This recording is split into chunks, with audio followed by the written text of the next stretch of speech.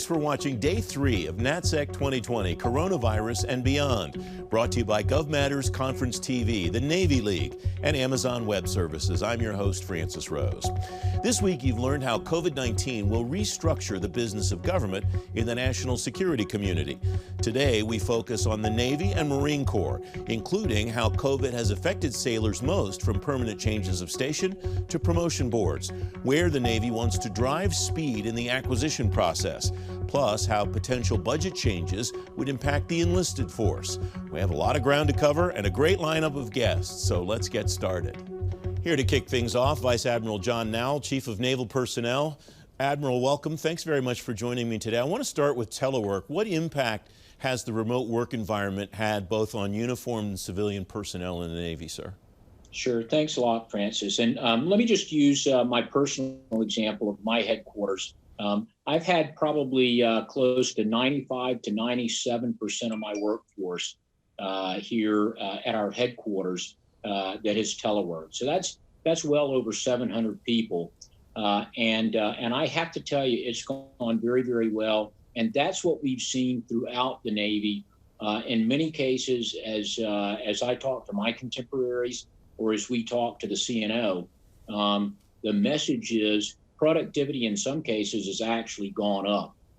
The flip side of that is we've had to tell folks, hey, you have to step away from that computer terminal every now and then. You've got to refresh, and you can't turn what should be an 8-hour day into a 14-hour day because you're there hunkered down. But it's gone very, very well. Is there a way to measure whether the productivity gain is from efficiency in the hours that a sailor or a civilian puts in, or whether it's because that sailor, Marine, or civilian is feeling a little bit more connected to the device that connects them to the network and the rest of the fleet? Yeah, that's a great question. I think, although I would certainly say in some cases it could be a little of either, I think we do see directly the impacts of where the teleworking has been very, very effective. It certainly removes distractions. And if you think about it, just the normal day-to-day in any office setting, we enjoy those distractions, to be honest with you, to some extent. But certainly, I think that the teleworking itself has helped us be very efficient and very productive. And certainly, I think it's true for the entire Navy that what we look like on the tail end of this and as we come out of it and how we manage and lead that workforce will be different than what it looked like pre-COVID. And that's where I wanted to go next, Admiral, is what does that tail look like? Is there a group of those 95 to 97% of people that you could see teleworking a lot more permanently, or teleworking all the time permanently? Is there an element of your workforce where that makes sense? Yeah, no, it absolutely does. I'll share with you that we've been leaning into telework a little bit beforehand, before this all started, but to the tune of maybe 5% of the workforce, certainly not more than 10%, because we know that people, like options. They like flexibility. They all have different circumstances, and so we already had examples going into this where we had folks that were even doing 100% telework and were being very, very effective. But again, as we come out of this, one of the things we're looking at is, one, it's better for some people, and we've now proven that the productivity remains.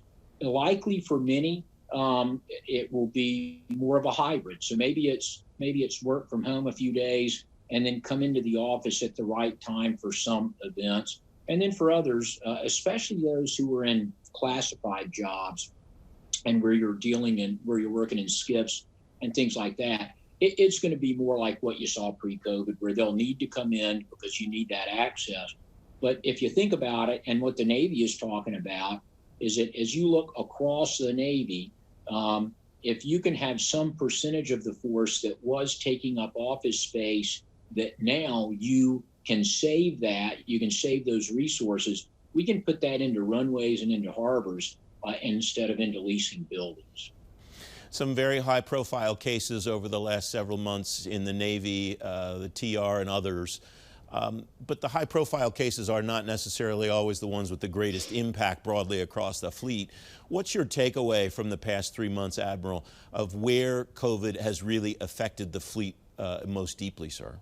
Yeah, I will. I just have to share with you. I think it's sometimes frustrating for us. First of all, we certainly mourn the loss of our sailor on the Theodore Roosevelt, and you know that as you look at how that event transpired, the nation and certainly the Navy, we were all learning a lot about COVID, and we have directly applied that as we looked at the fleet. So what's frustrating is that throughout, quite frankly, there were few places as safe to be as a ship underway when COVID started. And indeed, we've kept about a third of the fleet, roughly 100 ships underway at any given time, projecting power, including right now, 5 or so of our aircraft carriers. But where we've actually been able to operate and work through the challenges of COVID. And we're doing a lot of things to enable that with pre-screening, quarantine, testing before we get those ships underway. But again, by and large, our Navy is out there operating forward despite these challenges. And it sort of, I think it shows the inherent flexibility that you've got with the Navy. And then the lessons that we've learned there, when I think about what I own, for instance, with respect to the schoolhouses, the accession supply chain, we've applied that in those areas as well. And that application, those lessons learned, is where I wanted to go next. What kind of things, what major blocks have you seen that will go into your after-action report that when you start to think about what you've learned to prepare for a next one, whatever the next thing is, what are the big takeaways that you think are important to make sure become institutionalized in the way Navy does people? Yeah, that's a great question. So I guess I would just start by telling you that when you look from a public health perspective, what has worked in the Navy, what's working in society, and indeed in other countries as well as in the United States, is that one, we know that the social hygiene matters. Washing your hands, wearing a mask. My aide is sitting 6 feet away from me right now, wearing a mask while we're doing this interview, right? Avoiding large groups that are tightly packed. Now, we know that when you're in cramped quarters, like on ships, you need to try and prevent folks from getting into that protected bubble. And that's what you hear us talk about, is protected bubbles. So the key to that is understanding the virus. So we know that in general, at about 10 to 14 days, once you get through that, if you have someone who is positive, those symptoms are going to manifest themselves. So the testing and the widespread testing, you hear us talk about sentinel testing, and then the ability to do contact tracing. So when you look, I think as we come out of this, we'll look hard at our preventive medicine techs, and how many do we want in the active component? How many do we want in the reserve component? How will we blend those together? And then if you do get a case, then you need to be able to quickly figure out who came in contact, and then you need to be able to spread them out, whether it's on a ship or whether it's on a base. And so that means that you kind of need the procedures in place to do it. And then you also need to make sure that you have everything that will then support the cleanup of whatever space that was where you had that case in. So I think that you'll see us as we look at, and even when you look at ship design now, we've actually already, prior to this, started going away from huge berthing bays to smaller units, right? So 17 racks instead of 100 racks in a berthing compartment. That in and of itself really helps you on a ship. It also helps us in a place like Recruit Training Command, where we're able to spread those recruits out more distance in smaller groups, so that if somebody does get infected, they don't end up infecting a larger number in what you prefer, which is as small a number as possible. Admiral, I want to shift gears. Obviously, mission critical functions did not pause during the coronavirus.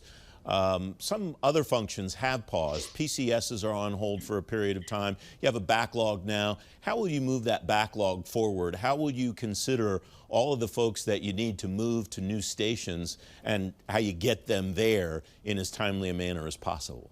Yeah, thanks, Francis. So the first thing that I'd tell you is that, even amidst the stop movement, we were still doing some mission essential moves. We were being very careful with how we did those, and we were keeping those numbers small. But when you look at the operational readiness of the fleet, it was pretty critical to make sure that we did know, hey, where we absolutely needed to move a sailor to make sure that we kept an operational unit ready. So it's all about warfighting. As we restart the PCS, it is still all about that mission essentiality, and we do tier that.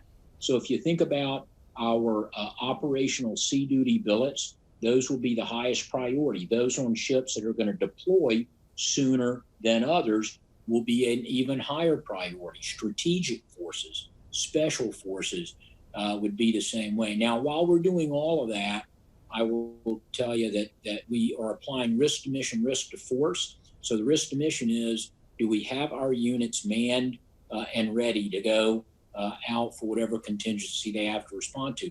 And then the risk to force is, are we doing that in a manner that protects our sailors and their families while we do it? So we built those procedures in as well. What's that evaluation process like? Is that I see in my head a matrix where you have one of those elements on the side and the other one across the top, and you're kind of plotting. Am I thinking about it the right way, or do you think about it differently conceptually, Admiral? No, I think you are thinking about it the right way, and again, and we're tracking, we're tracking that, and typically we track it as we look at what those gaps at sea are. From the standpoint of how we are, as we get to scale, right? Your question at the outset was, so how are you going to clear that backlog? Well, we're going to clear that backlog by getting it moving where we can. OSD has developed sort of a two-factor approach. One is a host nation, state, or territory. Is it green or red? The other is a by installation, which allows that local commander, and I like the way Admiral Grady refers to it, which is, what does our medical intelligence tell us about that area?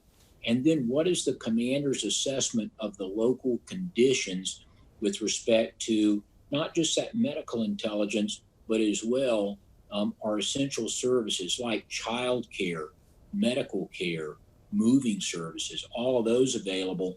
So that's how we actually get to where we can move someone from point A to point B when it's not one of these mission essential waivers.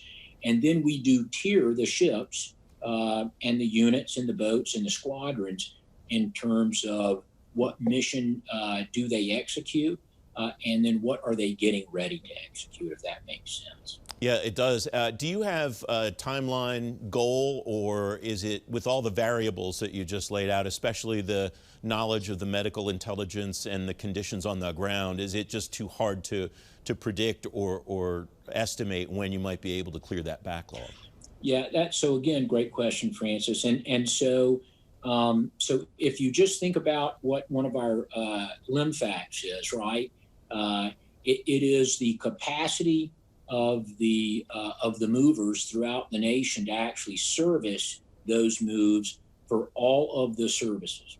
And so, because we're going into this with about a 42,000 PCS move backlog, and so when you look at what those moving companies are able to service, because they have to keep their people safe, and we put some pretty stringent measures on them that we expect when they come out there to move our sailors and their families. They do a questionnaire, they do a temperature check, they limit the number of folks.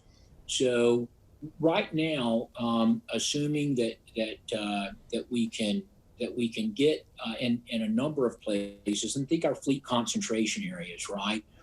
as long as we can get them into the green, then it's going to take us about 5 months to go ahead and work that backlog down. So I'm hopeful that by the time we get to January or February of 21, that we are able to work that backlog. But again, it will be conditions based. We'll make sure that it's safe to be able to do it. And where we have to do mission essential moves, where we don't have an installation back to green, we'll do those moves, but we'll put the risk mitigation measures in place to keep the sailors safe.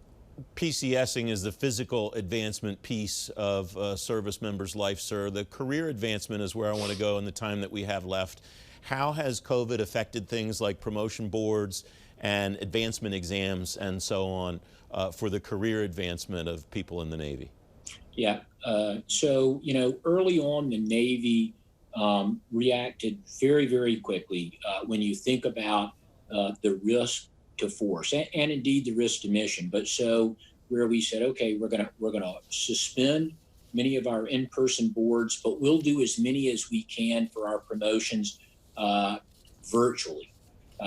We're going to not pack 100 sailors in a room to take the E4 exam, for instance, but rather we're going to use an alternative method using what we call a final multiple score that basically does that still allows you to get sort of a quality cut and to be able to rank order sailors. But in this case, for this cycle, to not use that Navy-wide advancement exam. And as you may know, we already do 20% of our advancements by the Meritorious Advancement Program. So, we suspended grooming standards. We went ahead and we suspended the PRT. All of those were calculated based upon the risk and quite frankly, the return on investment for what you need there. But through it all, the mantra was disadvantage no sailor. So here, beginning of July, we're starting our promotion and advancement boards back up.